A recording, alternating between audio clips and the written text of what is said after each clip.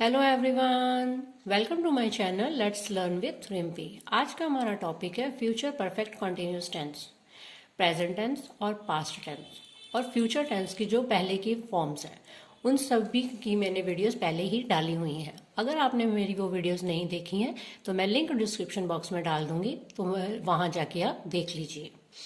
जो मेरे चैनल पे पहली बार आए हैं, मेरी उनसे रिक्वेस्ट है कि वो ऐसे ही यूजफुल वीडियोस के लिए मेरे चैनल्स को सब्सक्राइब ज़रूर करें। तो वीडियो स्टार्ट करते हैं। तो आज का हमारा topic future perfect continuous tense है। तो फ्यूचर परफेक्ट कॉन्टिन्यूस टेंस की पहचान है रहा होगा, रही होगी, रहे होंगे, रहा हूंगा।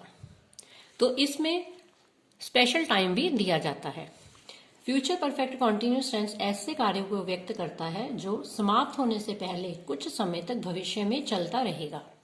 वो काम चाहे पास्ट में शुरू हो, चाहे प्रेजेंट में, चाहे फ्यूचर में, स्टार्टिंग उसकी कोई भी हो, लेकिन वो भविष्य में काम चलता रहे, तो हम फ्यूचर परफेक्ट कॉन्टिन्यूस टेंस का यूज करेंगे। तो इसके एग्जाम्पल देख लेते हैं। वह 2 दिन से संगीत सीख रहा होगा।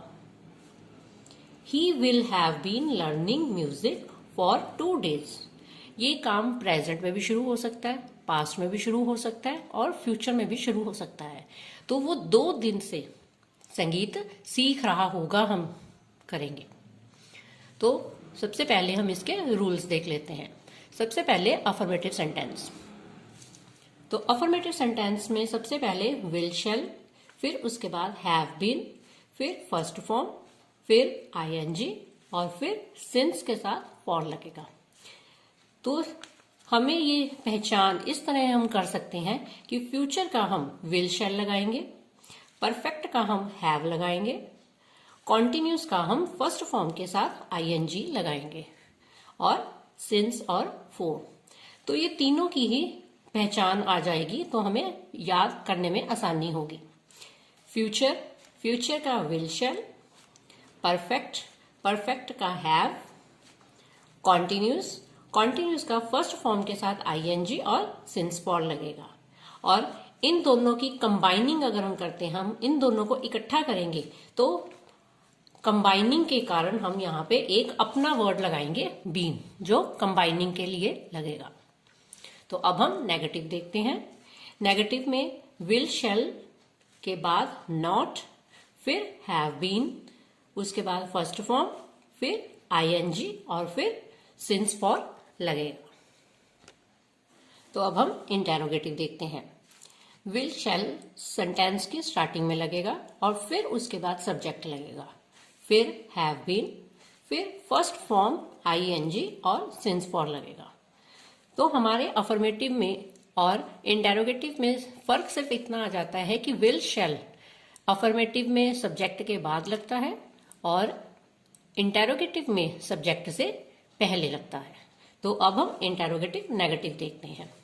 सबसे पहले विल शैल, फिर सब्जेक्ट और सब्जेक्ट के बाद नॉट लगेगा और फिर हैव बीन, फिर फर्स्ट फॉर्म आईएनजी और फिर सिंस फॉर का यूज लगेगा।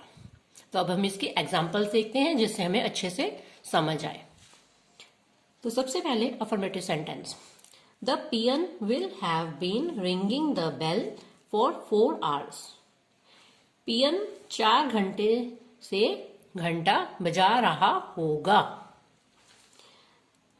उसके बाद negative, The peon will not have been ringing the bell for 4 hours.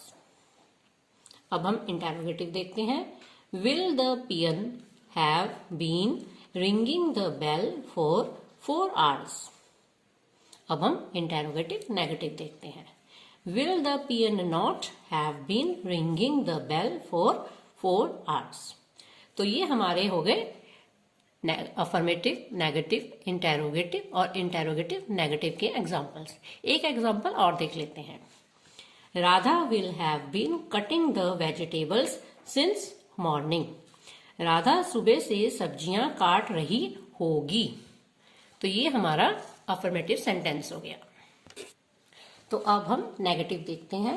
Radha will not have been cutting the vegetables since morning. Interrogative देखते हैं। Will Radha have been cutting the vegetables since morning? Will Radha not have been cutting the vegetables since morning? तो ये हमारा interrogative negative हो गया। तो अब हम इसके यूजेस देखते हैं कि हमने फ्यूचर परफेक्ट कॉन्टिन्यूस टेंस का यूज कहाँ करना है।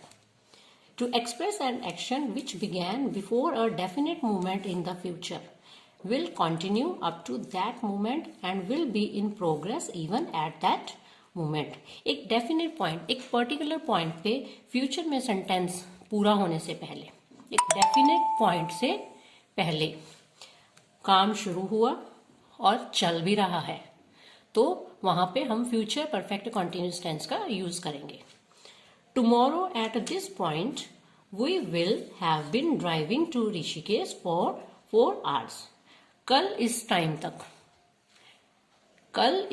तक हम ऋषिकेश के लिए ड्राइविंग कर रहे होंगे। तो ये हमारा फ्यूचर परफेक्ट कॉन्टिन्यूस टेंस होगा। तो अब हम देखते हैं जहां पे बाय के साथ ऐसा टाइम लगा हो जो फ्यूचर को शो करे और सिंस फॉर लगा हो, तो हमने फ्यूचर परफेक्ट कॉन्टिन्यूस टेंस का यूज करना है। तो इसकी हम एग्जाम्पल देखते हैं। By next Monday, I shall have been staying at my uncle's house for 3 weeks। अगले मंडे से मैं अपने अंकल के घर पर 3 हफ्तों के लिए रह रहा होऊंगा। अगली एग्जाम्पल देखते हैं। By tomorrow, she will have been doing her sums for 10 days। कल से वो 10 दिन के लिए अपने सम्स सॉल्व कर रही होगी। तो यहाँ पे बाय के साथ जो टाइमिंग बताई हुई है वो फ्यूचर की बताई होती है। तो इस तरह अगर हम बाय के साथ फ्यूचर का टाइम बताएंगे तो फिर हमने फ्यूचर परफेक्ट कॉन्टिन्यूस टेंस का यूज करना है। फ्यूचर परफेक्ट कॉन्टिन्यूस टेंस के यूजेस इतने ही। सभी टेंसेस की मैंने एक प्लेलिस्ट बना दी है, आपको वो सारे टेंसेस एक प्लेलिस्ट में मिल जाएंगे। वीडियो अगर अच्छी लगे तो लाइक, शेयर और सब्सक्राइब जरूर करें।